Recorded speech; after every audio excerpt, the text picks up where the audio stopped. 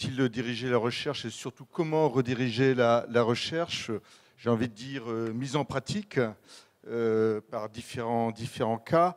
En fait, c'est vrai que vos pratiques professionnelles, scientifiques et de recherche ont été construites comme bien nombre de domaines d'activité sur une doxa de l'abondance, de la performance, de l'efficience. Et là, on vous dit tout d'un coup, stop, arrêtez tout.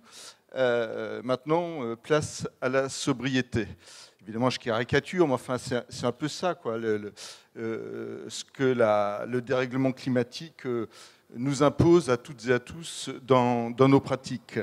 Et à la fois, il y a évidemment cette injonction-là, et aussi, de l'autre côté, j'ai envie de dire de l'autre côté de l'Atlantique, il y a aussi des menaces sérieuses qui pèsent sur la légitimité de la science et qu'il faut évidemment prendre en compte et auxquelles aussi vous devez faire face.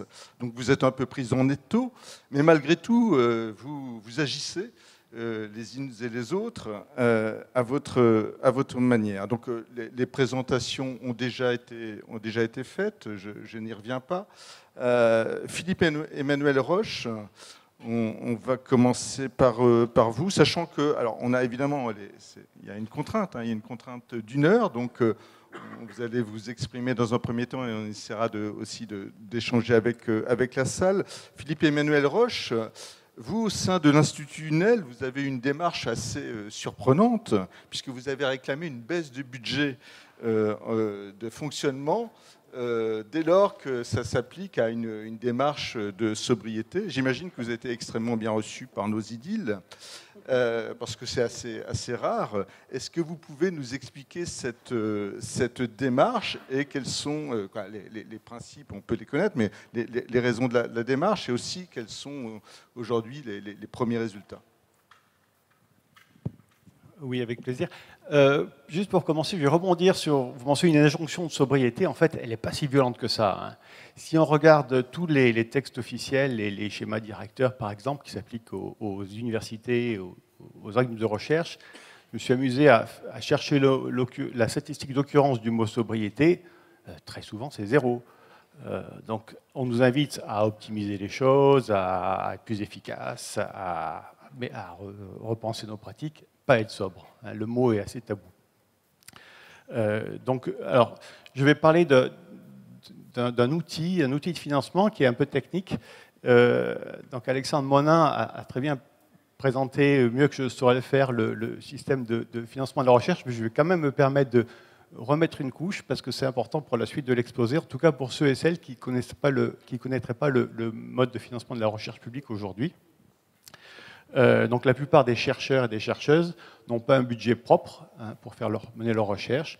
Donc ils candidatent, ils répondent à des appels à projets et ils proposent donc un objectif assez ciblé et un échéancier entre guillemets, de découverte. Le taux de succès est faible, donc c'est ce qu'on appelle le financement par projet de l'excellence. C'est le mode de financement qui est le plus peut-être répandu aujourd'hui dans la recherche française. Et en France, il y a le principal organisme qui attribue ces financements, s'appelle l'ANR, dont je vais en reparler. Ça veut dire Agence nationale de la recherche.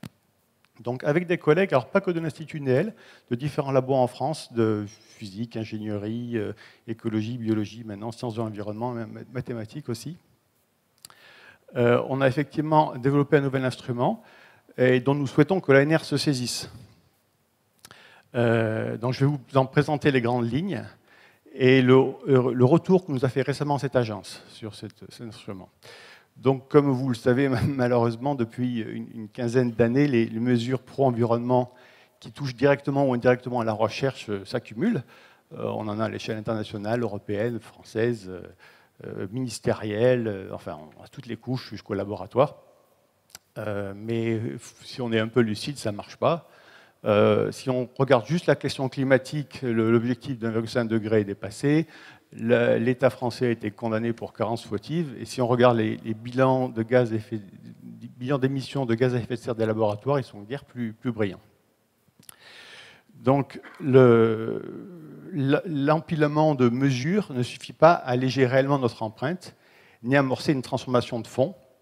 Donc nous proposons de renverser l'approche, de dire on va travailler en s'imposant une contrainte significative et continue de notre empreinte environnementale, et ceci posé, voir comment on peut faire la meilleure recherche dans ce contexte.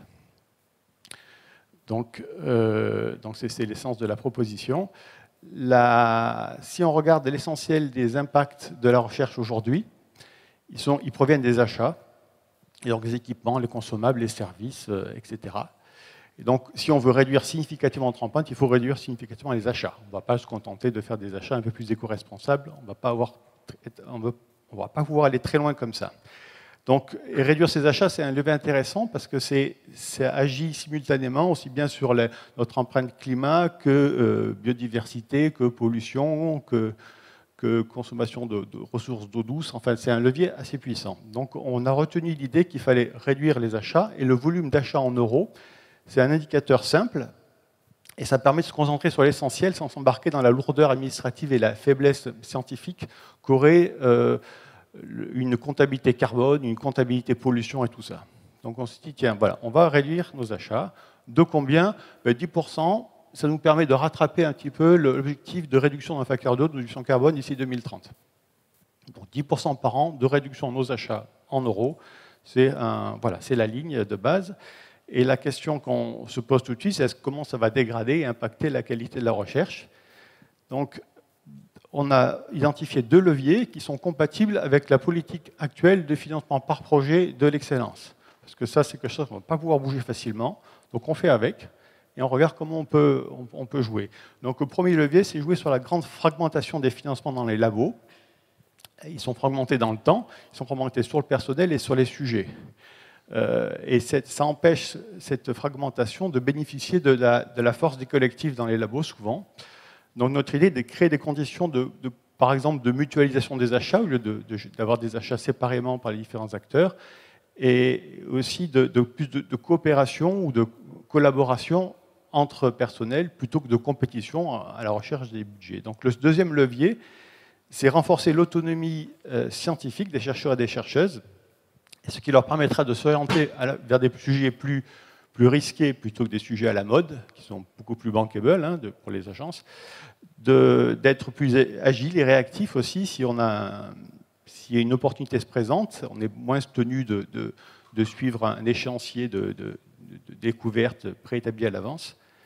Et enfin, de s'investir plus dans un travail de fond plutôt que d'un travail à court terme, à l'échéance de 2 ou 3 ans, 4 ans peut-être, ce qui est la durée typique des projets financés. Donc, pour finir, notre proposition, elle est assez simple, c'est que les chercheurs et les chercheuses volontaires, par exemple dans un laboratoire, se regroupent et se tournent vers l'agence de financement et leur dit, pendant 5 ans, vous allez nous prolonger nos financements, prolonger ceux qu'on a depuis 10 ans, à la même hauteur. Donc, depuis 10 ans, vous nous avez jugé avec un certain niveau d'excellence, faites-nous juste confiance pendant 5 ans de plus. On est les mêmes personnes, voilà. Par contre, on ne va pas conditionner ça à un échéancier de jalons scientifiques préposés. On va rendre des comptes, mais pas pas à l'avance comme ça, pas comme c'est fait actuellement. Donc ce financement, il ne serait pas reconduit dans son entièreté. La partie du financement qu'on a eu dans le passé qui porte sur les achats, celle-là, on va la rogner de 10% par an. Le pouvoir d'achat, au bout de 5 ans, il a diminué de plus de 40%. Donc c'est un effet assez significatif. Donc la question maintenant, c'est est-ce que, voilà, avec la liberté, l'autonomie scientifique qu'on a regagnée, comment on va pouvoir se débrouiller pour voilà. Donc l'objet financier ne serait plus un projet de recherche classique, mais un projet encore de recherche, mais une expérimentation scientifique, mais de sobriété. Et donc pour voir comment les chercheurs et les chercheurs peuvent s'adapter à une contrainte budgétaire forte tout en continuant à faire ce qu'ils savent faire de mieux, donc de la bonne recherche. Et les agences financent des projets comme cette expérimentation potentiellement, mais contre ils veulent qu'on leur montre qu'on avance. Donc on va leur proposer 3 livrables, comme on dit dans le jargon, donc 3 pour permettre de faire un suivi du projet. Le premier, c'est que c'est une auto-évaluation par le collectif des chercheurs de la qualité de la recherche qu'ils font. Est-ce que la recherche va pâtir de cette contrainte budgétaire ou au contraire le l'autonomie scientifique retrouvée, est-ce qu'elle va permettre de faire des choses mieux? Voilà. Le deuxième point, c'est quelle est la réalité de la diminution d'empreinte? Est-ce qu'elle va diminuer de 10% par an, ou 5%, ou 15%? Est-ce qu'il y a des artefacts? Voilà. Regardez ça scientifiquement, sérieusement. Et le dernier point, c'est comment ce nouveau cadre de recherche conduit à de nouvelles organisations, à des nouveaux protocoles.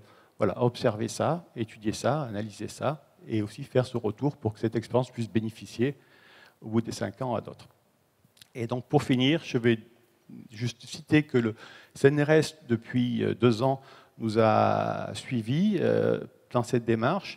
Et le numéro 2 du CNRS nous a même accordé un rendez-vous il y a un peu avant l'été et a proposé d'aller voir le numéro 2 de l'ANR pour essayer de voir comment cette proposition pourrait s'intégrer dans ce que fait l'ANR, ce que finance l'ANR aujourd'hui. Donc ça s'est fait par l'intermédiaire du délégué scientifique développement durable du CNRS, Stéphanie Guillot, qui est allé voir l'ANR, qui nous a fait un retour. Donc voilà, on a eu ça cet été, le retour. Et l'ANR nous invite finalement à formater ce projet pour qu'elle soit compatible avec les appels d'offres qui existent aujourd'hui.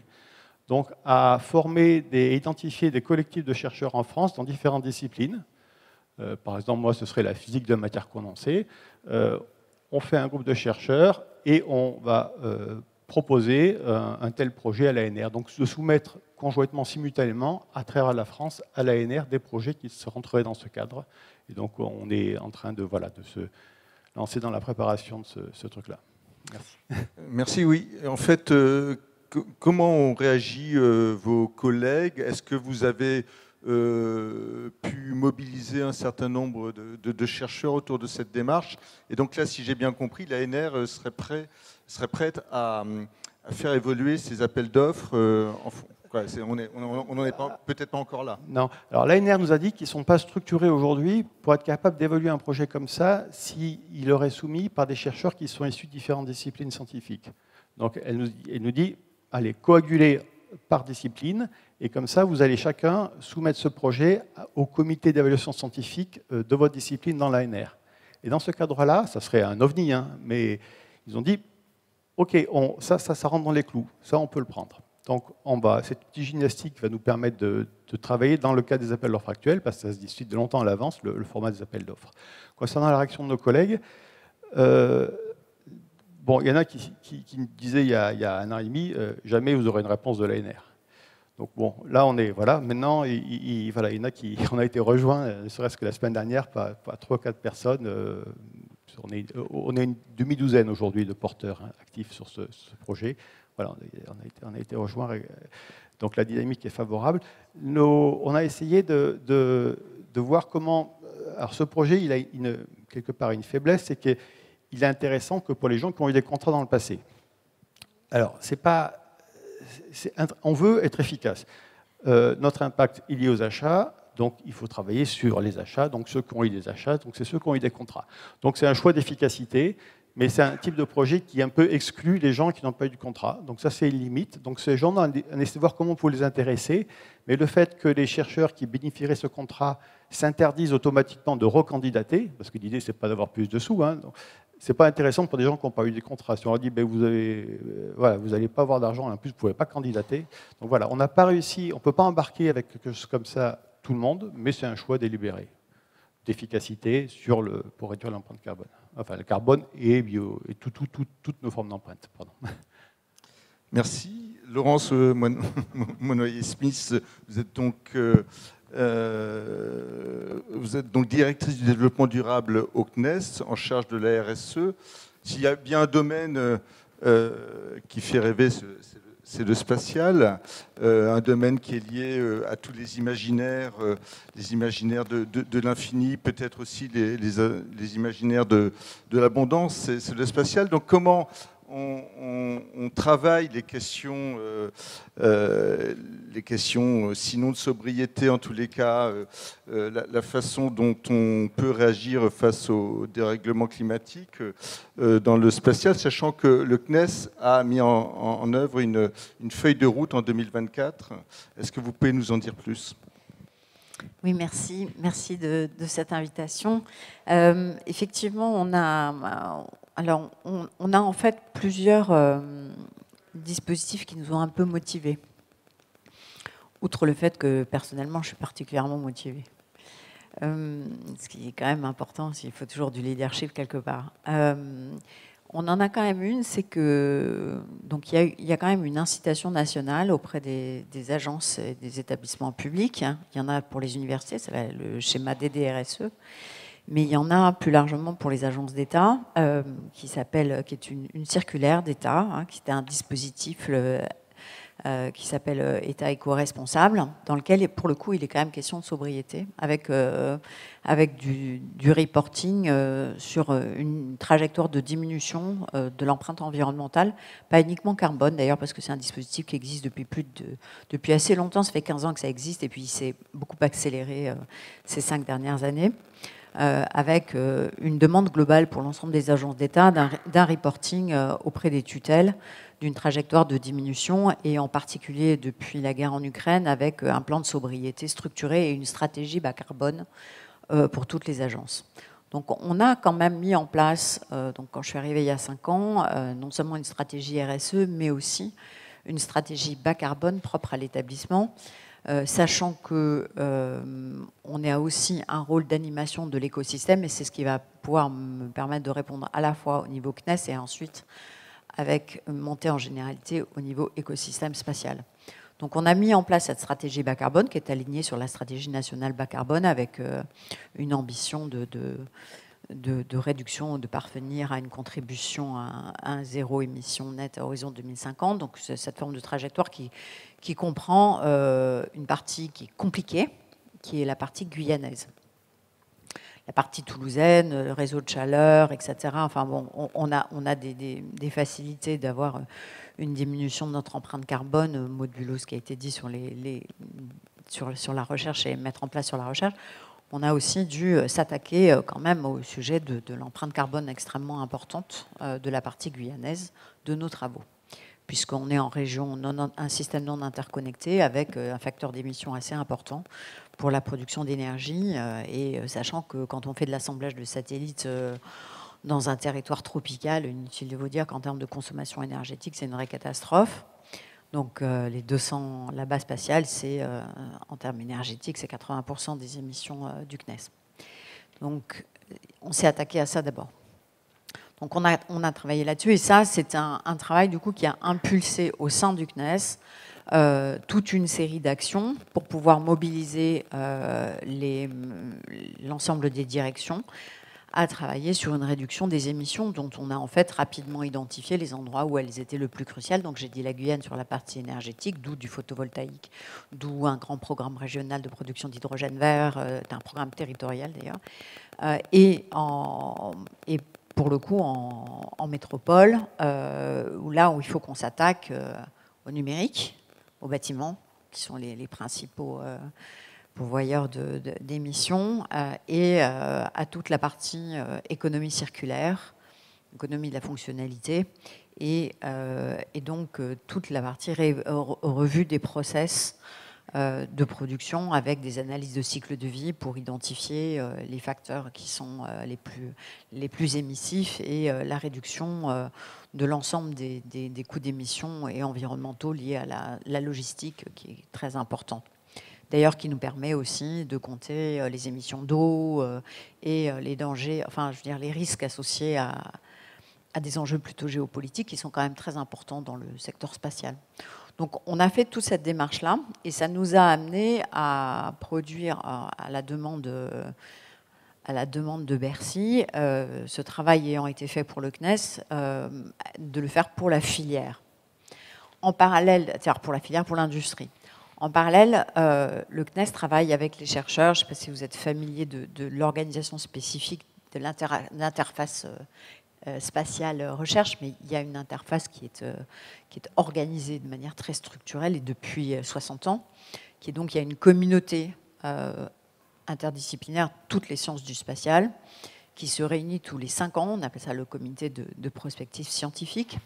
Donc tout ce que la France a de chercheurs qui travaillent et qui ont besoin du spatial, contribuent au spatial, etc., se réunissent tous les 5 ans dans un séminaire de prospective scientifique, et qui fixe la trajectoire de la recherche à horizon 10, 15, 20 ans, puisque par définition, il y a une inertie assez forte pour construire des outils de précision à la destination des chercheurs. Et en même temps que nous avions eu cette demande de la part du ministère, en même temps, il y a un certain nombre de chercheurs qui s'étaient mobilisés avec des gens de chez moi dans mon équipe pour produire le premier rapport au séminaire de prospective scientifique sur la recherche, la durabilité de la recherche dans le domaine spatial. Comment on s'y prend, priorisation, pas priorisation, et puis toute la réflexion sur les dispositifs de production de la recherche avec des préconisations qui ont été faites à ce moment-là. Ça a posé d'ailleurs des questions assez compliquées parce que, évidemment, il y avait une motivation dès qu'on parle des questions de priorisation et des travaux de priorisation dans le spatial, potentiellement, on voit très bien qui est-ce qui va s'en prendre plein la tête, donc très vite, c'est toute la partie télécom, qui est extrêmement émissif. Bon, c'est pas tellement fabriqué par le CNES en l'occurrence, mais c'est quand même fabriqué par tout un paquet d'industries qui sont quand même dans le coin. Et très très émissif, du fait en particulier des terminaux utilisateurs.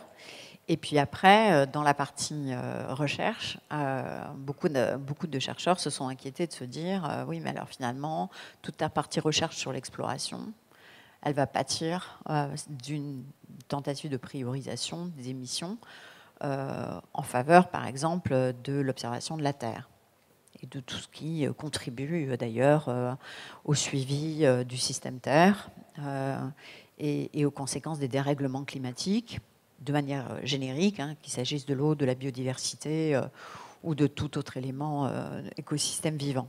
Donc ça a été assez compliqué. Et il a fallu, et en particulier mon ancien président, qui est maintenant ministre de la Recherche et qui a très habilement manœuvré pour récupérer le sujet du spatial dans son escarcelle. On est tous extrêmement contents parce que c'était parti à Bercy entre-temps. Et donc, n'était pas complètement vendu à l'affaire. Et dire, si c'est pour que finalement toutes les recherches en astrophysique, tout pâtissent de ça, il y a quand même un problème. Donc il a fallu, et donc c'est un travail qu'il faut perdurer. Donc dans ce contexte-là, on a décidé qu'on allait prendre ces recommandations, on va les apporter dans la feuille de route de décarbonation de la filière industrielle que nous avons présentée au Salon du Bourget en juin dernier, pour avoir une feuille de route associée à la feuille de route de décarbonation qui permette de travailler ces questions, plus d'élucider toute une série de questions pour lesquelles nous sommes en manque de données, notamment sur la partie des effets sur les bilans radiatifs des émissions en haute atmosphère, puisqu'on est quand même la seule industrie qui fait de la pollution dans les hautes couches de l'atmosphère et au-delà, dans l'espace extra-atmosphérique. Donc on a travaillé pendant plus d'1 an avec l'ensemble des industriels, et c'est unique au monde, je tiens à le souligner. On a calculé l'empreinte de l'industrie spatiale française, en France et à l'étranger, enfin en termes d'empreinte, quoi. Et à partir de là, on a défini une trajectoire de diminution à horizon 2050. Et dans ce contexte-là, on a importé les travaux du comité de prospective scientifique dans cette discussion plus vaste pour voir comment, conjointement, industrie et chercheurs pouvaient essayer de travailler collectivement pour trouver des solutions, d'autant que dans la trajectoire qu'on s'est fixée à horizon 2050, puisqu'on s'est quand même aligné sur la stratégie bas carbone, en gros, ça veut dire qu'on a une diminution de 79% des émissions à partir du T0 que nous avons calculé en 2023, qui grosso modo fait 1,8 million de tonnes de CO2 équivalent, à peu près. Et donc, on arrive à peu près sur cette trajectoire-là de T0 à 2050, on arrive à peu près en 2040, pas trop mal si on met en application tous les leviers de décarbonation. En revanche, en 2050, on est encore trop haut de plus de 30%. Ce qui veut dire qu'on a vraiment besoin de la recherche, vraiment, et d'une évolution, évidemment, des pratiques, probablement d'une priorisation des missions.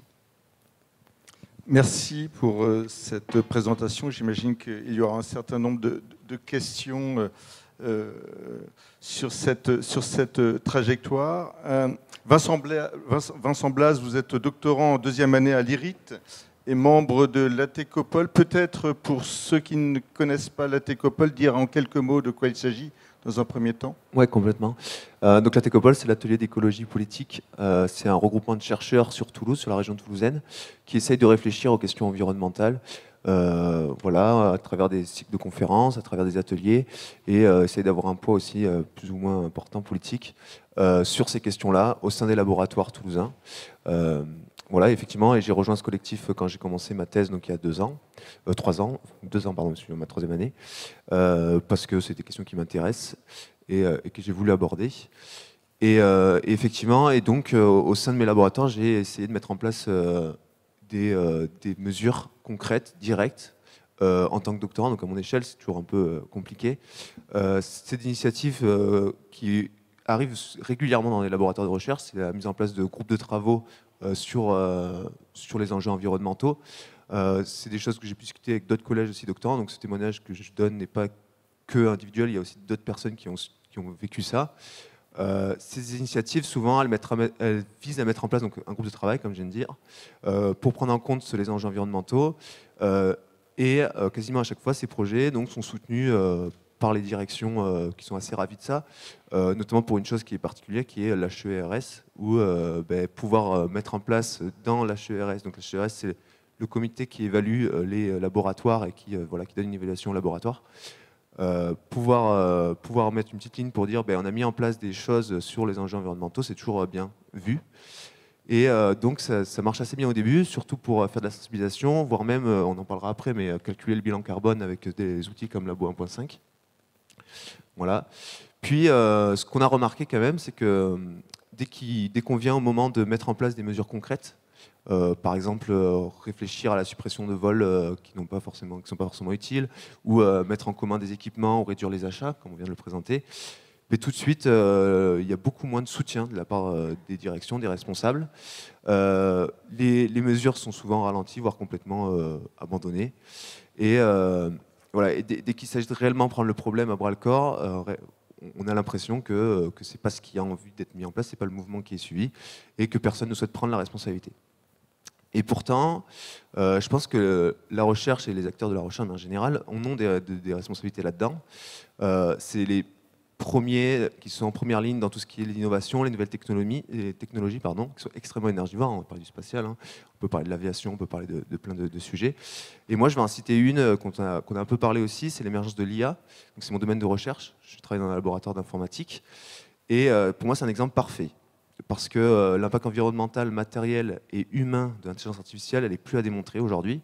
L'IA, c'est plus de 150 millions de travailleurs et travailleuses du clic, dont le travail inhumain est de modérer et d'annoter des données à longueur de journée, et généralement dans le sud global. C'est plus de 4% des émissions de gaz à effet de serre au niveau mondial, avec comme projection basse une multiplication par 3 d'ici 2050.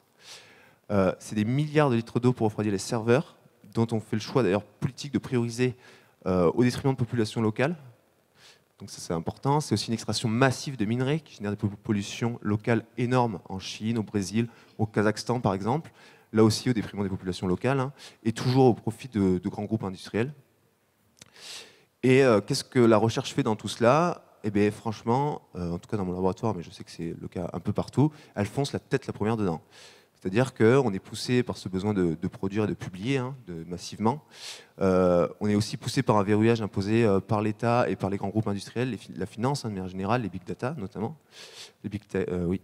qui dictent notamment qu'un projet de recherche aujourd'hui doit inclure l'intelligence artificielle s'il y a avoir une chance d'obtenir des financements, notamment auprès de l'ANR, on en parlait tout à l'heure. Et qui dicte aussi qu'un article scientifique il sera meilleur s'il est écrit par ChatGPT. Et qu'après tout, pourquoi on perdrait du temps à évaluer ces articles soi-même alors qu'une IA peut le faire à notre place. Et en plus de façon objective. C'est vrai qu'une IA, c'est beaucoup plus objectif qu'un humain. C'est poussé également par cette idée que la recherche est neutre, qu'elle n'est pas responsable des retombées de cette dernière, et que critiquer ou résister ou faire de la recherche autrement, c'est militant, voire même woke.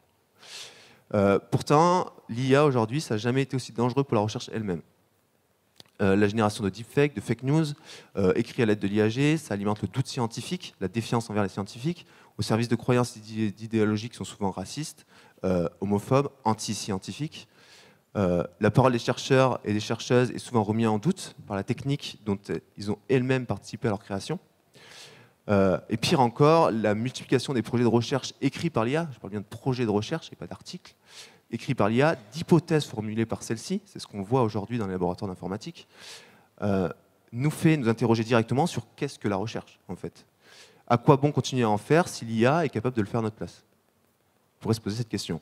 Sans parler du rôle fondamental de la transmission de savoir que, en tant que chercheur, on doit avoir à travers l'enseignement, dont l'IA est amenée à devenir un acteur majeur au détriment des enseignants et enseignantes.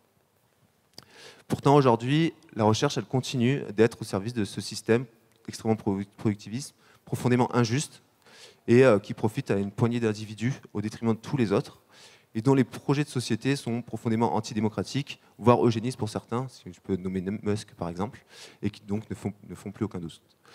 Donc nous, enfin moi en tout cas, on m'a demandé d'intervenir en tant que jeune chercheur, et un peu de dire ce que j'en pense, et donc c'est un peu ce que j'essaie justement, au sein du labo, effectivement, ça c'est un constat que vous faites. Et au sein du labo, quelles sont les démarches que vous avez entreprises pour justement faire en sorte... Nous, ce qu'on dit, enfin en tout cas, les discussions que j'ai avec les autres chercheurs, c'est qu'on aspire à beaucoup mieux que ce qu'il y a actuellement. En fait. On aspire à ce que aujourd'hui les projets de recherche soient utiles, soient humains, soient bénéfiques. On aspire à être au service, non pas de grands groupes industriels, mais de la société tout entière, ce qu'on parlait un peu tout à l'heure. Hein. On aspire à rendre la vie des individus sur Terre plus belle et plus juste, en fait, hein, tout simplement. Hein.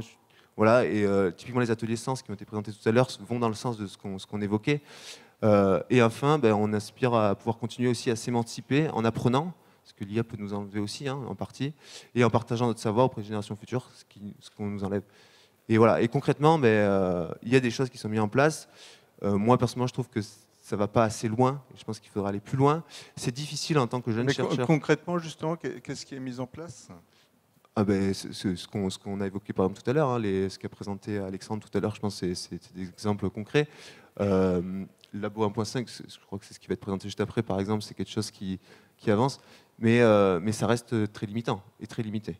Et en tant que jeune chercheur, on n'a pas forcément les clés en main pour pouvoir prendre d'initiative. On est souvent ralenti par une hiérarchie qui nous bloque, en fait, hein, tout simplement. Et donc, on ne peut pas vraiment mettre en place des choses. Merci. Olivier Bernet, effectivement.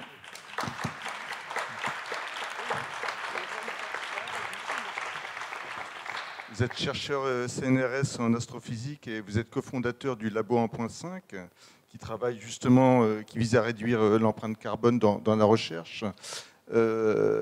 Effectivement, alors, il y a différentes manières d'envisager la question du dérèglement climatique. Il y a la production en énergie, il y a ce que je disais tout à l'heure, la recherche a quand même été construite sur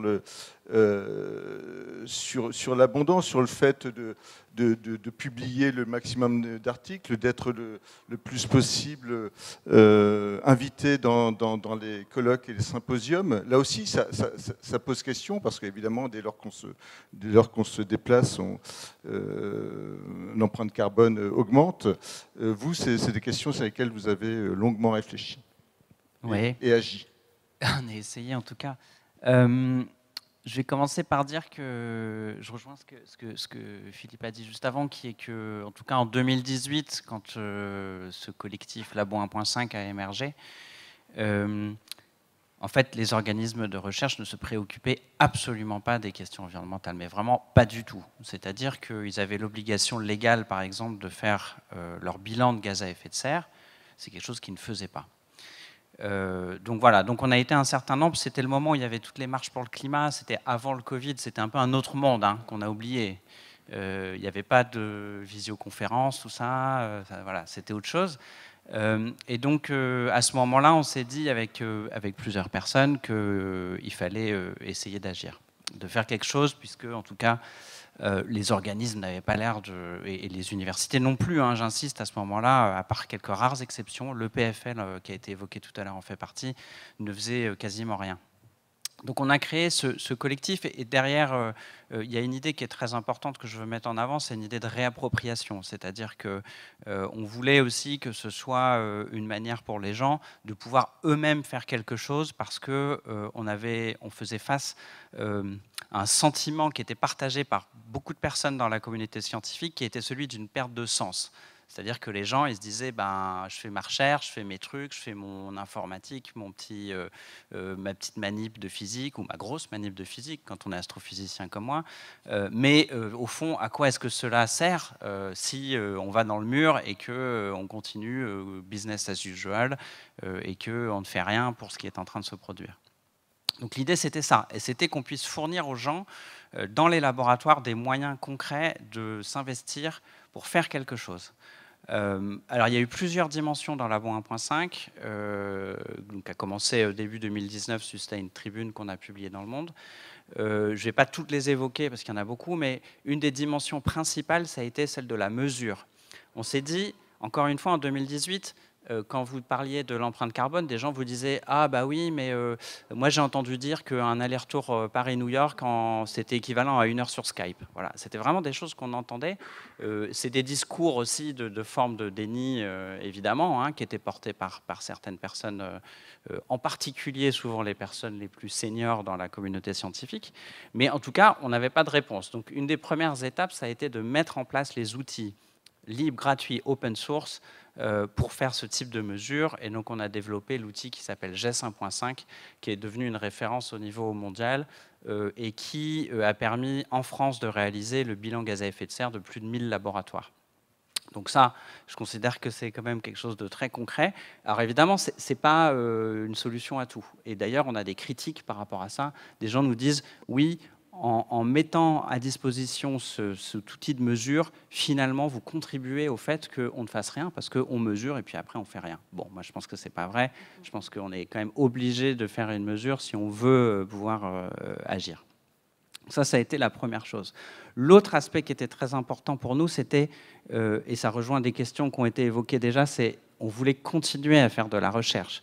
Donc, si on reprend Alexandre Grothendieck, là pour nous l'idée c'était de dire si nous on va continuer à faire de la recherche, et y compris dans le cadre de Labo 1.5, on va continuer à faire de la recherche sur la question de l'empreinte carbone de la recherche. Donc ça fait une sorte de spirale, mais donc on a essayé de vraiment de pousser ça par des publications scientifiques. Et la formation d'un groupe de recherche, donc, qui est un outil qui est donc, en l'occurrence dans le cadre de Labo 1.5, sous la tutelle de différents organismes de recherche, l'INRA, le CNRS, INRIA, et il y a... je devrais savoir, je ne sais plus quel est le quatrième organisme. En tout cas, c'est très important parce que ça permet de déclarer pour les scientifiques, mais aussi pour les techniciens ou les administratifs, officiellement du temps de travail sur les activités de Labo 1.5. Donc ça veut dire que les gens dans les laboratoires peuvent se saisir de Labo 1.5, de ce qui est fait dans ce collectif, et donc revendiquer le fait qu'ils veulent utiliser une partie de leur temps de travail pour ces activités-là. Donc dans ce contexte, on a mené des travaux scientifiques. Je vais en évoquer simplement un, et Philippe d'ailleurs y a contribué aussi, qui concerne quelque chose d'assez subtil. Enfin, à la fois c'est très simple et à la fois ça montre à quel point on est pris dans une forme d'étau dans le cadre de nos travaux. Ça concerne ce que vous évoquiez en introduction, qui est qu'on a regardé comment la visibilité des scientifiques est reliée à leur empreinte carbone, et en particulier leur empreinte carbone reliée à leur déplacement en avion. Et on a montré, par donc une enquête et des analyses statistiques, que très clairement, le nombre de publications et le taux de citation mesuré par un indicateur qui s'appelle le H-index est très fortement corrélé avec les transports en avion. Donc l'empreinte carbone des scientifiques, qui est quand même pour beaucoup de domaines très reliée à leur déplacement, eh bien, elle dépend de leur production scientifique, ou à l'inverse, on peut le prendre dans les deux sens, hein, que la production scientifique dépend de l'empreinte carbone. Donc ça montre à quel point on est pris dans une forme de productivisme scientifique qui est relié à toutes ces questions de compétition aussi dont on a parlé, le fameux publish or perish, comment ça, c'est alimenté aussi par l'utilisation d'énergie fossile et que donc les scientifiques sont pris à l'intérieur de ça et que c'est très difficile de s'en sortir. Excusez-moi, je vous coupe là, Ouais. justement sur une question qui est quand même assez centrale. Effectivement, c'est à la fois c'est la façon dont vous exercez votre métier et c'est aussi un système de reconnaissance et de légitimité pour tous scientifiques. Comment vous réagissez par rapport à cette question-là? Faut-il continuer à publier? Ah ben moi, je pense que c'est si vous voulez, le fait que pour avoir plein d'articles et de citations, il faut plein de carbone, ne dit pas que pour faire de la bonne recherche scientifique, il faut plein de carbone. Donc on peut complètement découpler ces choses-là et dire on peut publier moins, on peut de toute façon publier et se déplacer moins. En tout cas, il y a tout un tas de solutions. La slow science qui a émergé dans les années 2010, donc c'est un mouvement qui est antérieur à tout ça, hein, prônait déjà cette idée-là, celle de faire moins, mais mieux. Et donc ça a aussi un impact sur l'environnement qui est positif. Donc je pense qu'il y a des solutions, elles sont vraiment très simples. C'est juste une question politique ensuite, hein, et comment on met ça en œuvre. Et donc dans un contexte actuel d'économie de marché qui aussi a infusé dans le monde de l'enseignement supérieur et de la recherche, où on nous pousse à une compétition de plus en plus forte, une mise en compétition pour les ressources financières, ça a aussi été évoqué, eh bien, on n'a pas tellement le choix. Et c'est donc ça qui rend les choses très difficiles. Je voudrais dire donc aussi une deuxième dimension de Labo 1.5 qu'on a vraiment essayé, et peut-être pas suffisamment, on n'a peut-être pas suffisamment réussi à le pousser. Je pourrais aussi, dans les échanges, dire tout ce qui n'a pas marché dans Labo 1.5 et tous les problèmes qu'il y a, parce qu'il y a des enseignements à tirer aussi de tout ça. C'est la question de la réflexivité, c'est-à-dire qu'on a aussi essayé de pousser, pas seulement voilà, ce travail scientifique, un peu technique, mais aussi la question des idées et du combat ou de la bataille culturelle, pourrait-on dire, y compris vis-à-vis de nos tutelles, donc sur qu'est-ce qu'il faut faire. Donc ça, on a essayé de le faire dans le cadre de ce qu'on a défini comme étant une éthique environnementale de la recherche. Donc si je dis les choses très simplement, la recherche scientifique, elle repose sur la liberté académique, le fait qu'on puisse exercer notre travail dans une certaine autonomie. Alors on pourra discuter du sens de l'autonomie, mais ça ne veut pas dire tour d'ivoire, ça veut simplement dire que c'est un espace, un champ dans lequel on est protégé de l'influence des pouvoirs politiques, religieux, économiques, etc. Malgré tout, cette liberté académique, elle n'est pas infinie, elle est bornée par un certain nombre de choses, par l'intégrité scientifique, ça veut dire que on falsifie pas les données, on copie pas, on prend pas le travail du doctorant pour le publier soi-même, etc. Et aussi une éthique, et cette éthique, c'est un ensemble de valeurs qui là concerne pas seulement le monde de la recherche, mais aussi le reste de la société. C'est qu'est-ce que la recherche scientifique peut se permettre de faire dans le cadre de son travail. Et donc, à l'intérieur de ça, on a par exemple, on ne travaille pas avec des embryons humains, ou nous, ce qu'on a vraiment souhaité pousser, c'est l'idée que dans cette éthique, il fallait intégrer la question environnementale, que ce soit sur les pratiques, ça veut dire on ne peut pas à tout prix, pour la science, détruire l'environnement. Est-ce qu'on peut, par exemple, raser le sommet de volcans à Hawaï pour y installer des télescopes ? C'est des questions qu'il faut se poser, et de plus en plus, y compris la communauté astrophysique qui est la mienne, dit non, en fait, c'est pas possible, pour des raisons à la fois environnementales mais aussi culturelles. Donc ça, c'est une des choses. Et puis il y a la question des finalités de la recherche aussi, c'est-à-dire que dans cette éthique, il faut se poser la question de est-ce que le travail scientifique que nous faisons, il est du point de vue des valeurs OK, est-ce que je peux continuer à travailler sur ma recherche dans un contexte qui est celui qu'on connaît. J'ai peut-être plus trop de temps, mais je voudrais juste dire un mot quand même. Vas-y. Ouais. Sur l'étau que vous avez mentionné dans lequel on est, c'est important parce que donc on est en train de se poser la question de comment arrêter la recherche. Ça a été évoqué dans la présentation précédente d'Alexandre Monin, mais en même temps on fait face à une montée des attaques aux libertés académiques dans beaucoup de pays dans le monde. Alors c'est très frappant aux États-Unis. On l'a vu, donc aux États-Unis, Donald Trump a décidé d'attaquer frontalement le monde scientifique et le monde académique. Je ne sais pas si on réalise complètement à quel point c'est brutal, hein, mais il y a tous les jours, encore aujourd'hui, hein, des licenciements, des visas d'étudiants qui sont supprimés. La police politique, qui est ICE, va dans les campus chercher des gens avec des cagoules et des voitures banalisées et les enferme et les met en prison. Voilà, c'est ça ce qui se passe aux États-Unis. Mais ça ne doit pas faire oublier qu'il y a tout un tas d'autres pays où les scientifiques sont visés parce qu'ils sont scientifiques, que ce soit en Turquie, en Argentine aussi maintenant. Ça a été le cas au Brésil pendant de nombreuses années. En Russie, bien sûr. Donc on a ces attaques qui se généralisent. Et l'Europe n'est pas du tout, comment dire, et aussi sujette à cela. Des études montrent qu'il y a un recul clair et net de la liberté académique dans les pays européens, y compris en France. En France, ça se passe par la suppression des financements, 20% de diminution du budget par étudiant dans les universités en France, mais aussi une délégitimation symbolique qui existe depuis de nombreuses années.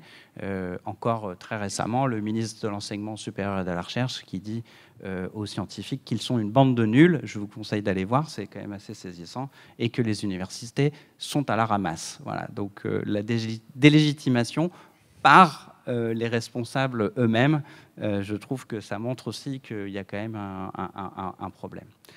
Le tableau est un peu noir, mais... Très noir, ouais. Ouais. Bah, faut être réaliste. Je suis désolé, mais le tableau, il est très noir. Il est très, très noir. Mais... Et je finis juste là-dessus. Je dis, il y a quand même de l'espoir. Hein. Enfin, en tout cas, de l'espoir. Il faut en avoir et il faut résister. Et donc, comment on fait dans ce contexte-là? Je pense que une chose très importante, c'est les réseaux de solidarité. Là, on est à un stade où, à mon avis, il va falloir serrer les coudes, former des réseaux de solidarité.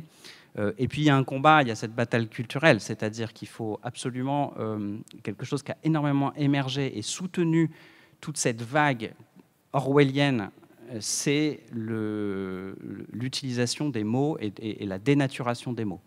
De mettre en place des dispositifs qui s'appellent officiellement « Bienvenue en France », à l'université, qui consiste à l'augmentation des frais d'inscription pour les étudiants étrangers. Vous voyez, ça, et donc ça, il faut le combattre, il ne faut pas se laisser faire. Quand on nous dit, voilà, on a fait un nouveau système, ça s'appelle Bienvenue en France, et c'est en fait la mise en place de frais de scolarité pour les étudiants étrangers, il faut qu'on soit tous là et qu'on dise, en fait, non, c'est pas possible, ça. Et donc, ce combat sur les mots, il est très important au quotidien. On a parlé de l'excellence, c'est pareil, c'est des mots qui veulent rien dire, qui ont juste servi à mettre en place des dispositifs de mise en compétition. On a parlé de l'intelligence artificielle. Il y a quelque chose qui émerge énormément en ce moment, c'est l'intelligence artificielle frugale. Ça n'existe pas. Mais vous avez des tonnes d'appels à projets de la région, du ministère, etc., sur l'intelligence artificielle frugale. Voilà, il faut combattre ça parce que sinon on ne va pas s'en sortir. Et donc aussi, les collectifs, c'est très important dans le contexte. Merci à vous. Effectivement, le tableau est noir, certes, mais...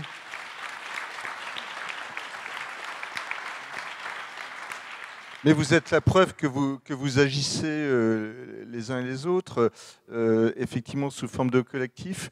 Alors, il nous reste peut-être quelques minutes pour prendre des questions. Vous avez ouvert plein de portes, hein, donc j'imagine que les questions vont être nombreuses. Allez-y.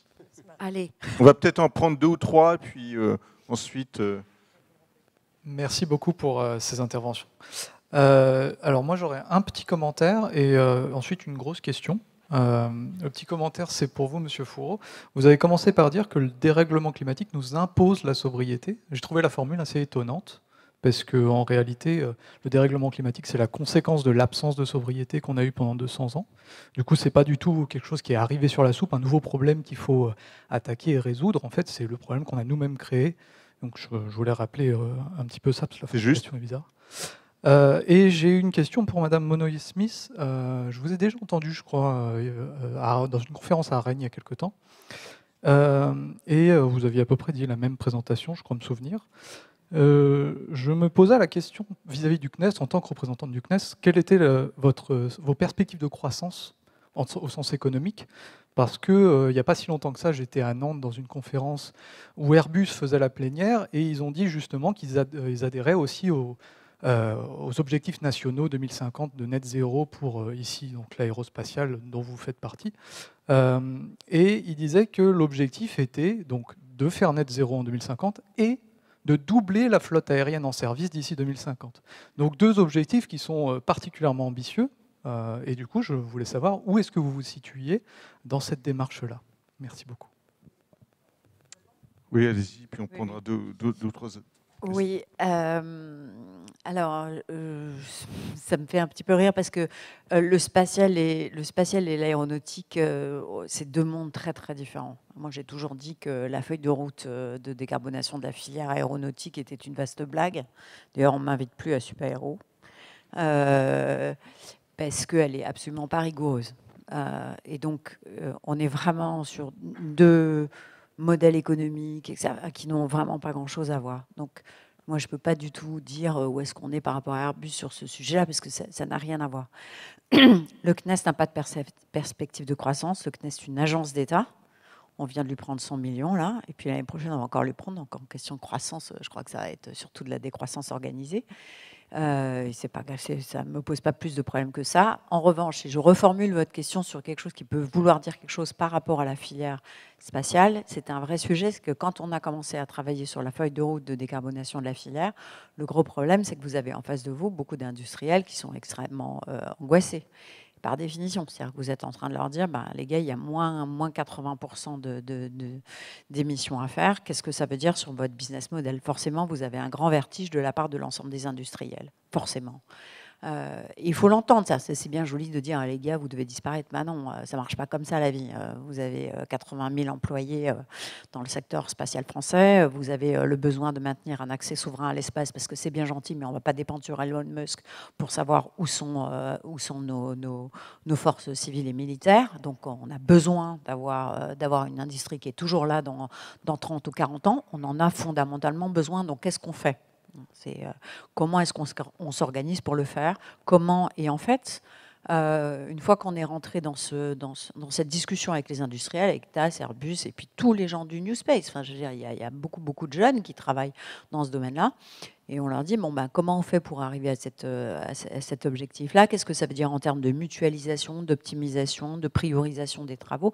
Et c'est là-dessus qu'on a travaillé. Ça demande beaucoup de courage au niveau des décideurs, d'être capable de dire ça, mais quand on leur dit, écoutez, la France et l'Europe, elle a besoin que la filière spatiale soit là demain. Parce qu'il n'est pas question que pour envoyer un satellite, que ce soit de la recherche ou que ce soit militaire, on soit obligé de le faire avec les Chinois ou les Américains. No way.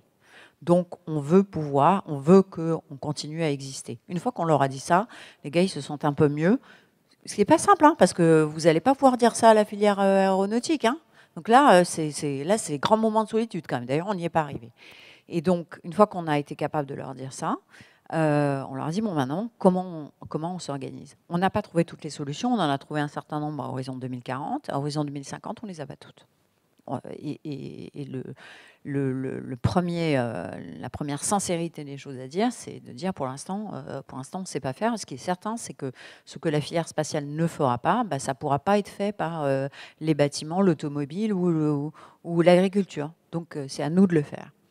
Et c'est un travail qui nécessite, une fois qu'on a passé tous les éléments du déni bien connus, auxquels il faut maintenant. Et je trouve qu'au moins, aujourd'hui, on est capable de se dire ça. Vous avez vu l'échec de la filière maritime, voilà, l'aéronautique, on n'en parle même pas, l'IA, etc., c'est une catastrophe. Donc au moins, moi, je trouve qu'on a réussi à se dire ça, c'est déjà pas mal. Merci. Il y avait une autre question, là. Merci beaucoup pour vos interventions et pour celle d'avant aussi. J'avais déjà une question au moment de cette première intervention-là, et puis elle vient ici aussi, donc ça m'arrange. Mais pareil, première remarque avant de démarrer, je suis étonné qu'on soit étonné de devoir se poser toutes ces questions-là, que ça nous tombe dessus, alors comme si c'était imprévisible, mais en fait j'ai l'impression que c'était des questionnements qui faisaient la science même, en fait, que c'était à la base que c'était naturel de se poser toutes ces questions-là. Donc aujourd'hui, on constate qu'on se fait surprendre par... Je suis étonné qu'on soit surpris. Voilà. Parce que, par exemple, mais qui est surpris? Non, je sais pas. On nous dit qu'il faut s'arrêter maintenant, sinon c'est plus tenable et tout ça. Enfin, bon, voilà, je suis étonné qu'on soit obligé de se faire violence. On l'avait vu venir. Bon, juste pour prendre Russell par exemple, il est mort en 70, il a déjà écrit des trucs sur l'impact de la science. Je pense qu'il a écrit de son vivant, donc ça fait au moins 55 ans qu'on se pose ces questions-là, je trouve ça étonnant. Donc tout ça pour dire, oui, je suis pareil, donc on a vu plein de collectifs, d'ateliers, d'initiatives, de gens, tout ça, et moi je reçois le truc comme... donc ça me fait penser que l'université, ou la recherche, est dans un état de délabrement tel qu'il faut compter sur des individus, des gens qui se mettent ensemble et qui essayent de lutter à leur échelle contre tout ça. Donc, est-ce que vous voyez venir quelque chose, là, je ne sais pas, dans les comités d'administration d'université, pardon, qui font quelque chose d'elles-mêmes, qui reposent... Est-ce que vous voyez des initiatives qui ne reposent pas simplement sur vous, quoi, en fait, tout simplement vous qui essayez de lutter à contre-courant de tout ça, et sinon... Comment est-ce qu'on fait pour redonner la place à l'université dans tout ça, quoi? Je vais dire un truc très simple moi, par rapport à ça. Les institutions ne sont pas faites pour ça. Ce n'est pas les institutions qui décident de comment on organise la vie démocratique du pays. Donc c'est aux gens, c'est ça, tout à l'heure je parlais de réappropriation, et c'est aux gens dans ces institutions de se réapproprier le sens de ces institutions. Et c'est que comme ça qu'on y arrivera. Il ne faut pas attendre que la direction des établissements, du CNRS ou le ministère se disent d'un seul coup « Ah, ça y est, on va enfin lutter pour préserver la liberté académique, on va enfin lutter pour réellement transformer la recherche scientifique vers quelque chose de plus sobre, etc. » Ça n'arrivera pas, j'en suis certain. La seule chose qui peut arriver, là, c'est plutôt l'autoritarisme, le fascisme. On le voit dans plein de pays. Donc voilà, moi, je pense que là, il faut être réaliste. Hein. Vas-y, ouais. Ouais, moi, j'irais dans le même sens en disant c'est la raison d'être de notre métier, c'est trouver des solutions originales à des grands problèmes. Donc, en faisant ces propositions que vous avez entendues, on est en plein dans ce qu'on doit faire, quoi. Parce que notre obligation, c'est la raison, c'est pour ça qu'on a un salaire. Donc, ça me choque pas, moi aussi, que ça vienne de la base, quoi. Moi, je voudrais apporter un contrepoint quand même, parce qu'il se trouve que je fais quand même partie des réseaux nationaux développement durable du ministère, du ministère de l'enseignement supérieur et de la recherche. Il y a quand même des trucs intéressants qui sont mis en place à des niveaux nationaux. Typiquement, mes homologues directrices développement durable à l'INRAE, par exemple, ou au CNRS. À l'INRAE, il y a maintenant tout un dispositif de mobilisation des laboratoires qui sont répartis sur le territoire pour une transition écologique au plus près des territoires. C'est-à-dire qu'il y a des grands appels d'offres, et je sais parce que je les évalue, les projets, donc avec des projets qui sont proposés, donc c'est sollicité par la direction nationale, et des projets tous azimuts qui concernent toutes les dimensions de la recherche, les établissements, etc., et qui sont financés. Évidemment, ça ne suffit pas, et tout ce qu'on veut, mais n'empêche, il y a quand même un certain nombre de démarches qui sont organisées. Je suis d'accord. Voilà. Mais je voudrais quand même rappeler que alors l'INRA fait pas mal de choses, effectivement, mais l'initiative, elle est venue beaucoup de la base. C'est-à-dire que c'est la base qui a poussé, Atécopole, Labo 1.5, etc., 2017, 2018, etc. Et ensuite, les organismes ont commencé à bouger parce qu'ils n'avaient plus trop le choix non plus, parce qu'il y avait une pression qui venait de la base. Mais j'insiste sur le fait que ça ne vient pas tout seul d'en haut, que aller dans cette transformation. Hein. En haut, on est plutôt dans le business as usual. Merci. Est-ce qu'il y a une dernière question avant la pause? Oui. Alors, je précise que la longueur de la question impactera le temps de pause. Donc, soyez concis. Je vais essayer. C'est pour mettre un peu de pression. Ouais, bon, c'est pas une question, c'est plutôt une réponse à l'étonnement qui était mentionné précédemment, et à la remarque sur l'étau et la contradiction dans laquelle on est. Et c'est vrai que là, je pense que ce qu'on a du mal à imaginer dans nos existences de 30, quarantaine d'années, etc., c'est les ancrages culturels qui font qu'on devient potentiellement aveugle dans un système donné. Et donc, il y a tellement d'exemples sur la planète qui ont eu lieu. Moi, j'aime bien prendre l'exemple des pieds bandés en Chine, où pendant des siècles, on a miniaturisé les pieds des femmes en cassant leurs os, etc., donc en les rendant incapables et infirmes de marcher, et les mamans et les grand-mères étaient fières de le faire. Elles étaient bienveillantes, elles disaient c'est comme ça que devenir une femme.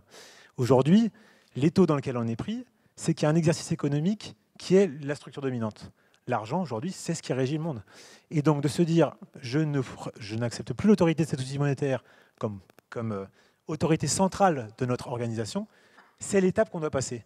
Mais pour faire ça, il faut inventer un nouveau système qui devienne hégémonique et qu'on adhère tous parce qu'il serait vraiment plus pérenne pour nous tous. Et ça, on ne l'a pas encore fait.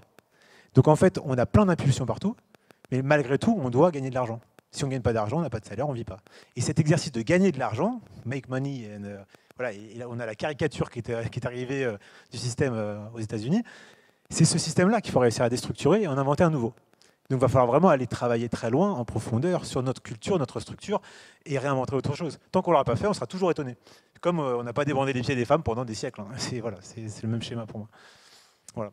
Merci, c'était donc plus un commentaire qu'une question. Ça va demander une longue pause pour y réfléchir. Je vous propose donc... merci beaucoup à tous les quatre pour vos interventions très riches.